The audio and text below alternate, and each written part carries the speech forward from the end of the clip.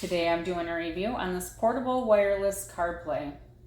This CarPlay is compatible either with Apple CarPlay or Android Auto. It has a mirror link and GPS and is hands-free.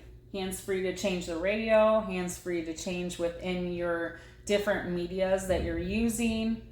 It just, all in all, is a very safe feature to have it be hands-free. I think that's the main reason why we bought this, was for my son, and he can change the channel or receive calls or call out without touching or taking his eyes off the road. You can transmit it through an FM channel, or you can use the aux cord. It does have a speaker that's set up in the unit, which is very loud, and it's by your choice. There are two different brackets that come with this. One is a suction cup bracket, which is very easy to install. And you just put it on there and it just suction cups on there. Right on the back, you can see on this mount that would go on the back of the speaker.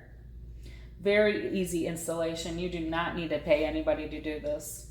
You can do it. It's quick, easy. It also comes with another bracket that you can leave in your vehicle. It does screw to your dash itself, and also comes with two cushion to put in between the unit and your dash itself to save your dash.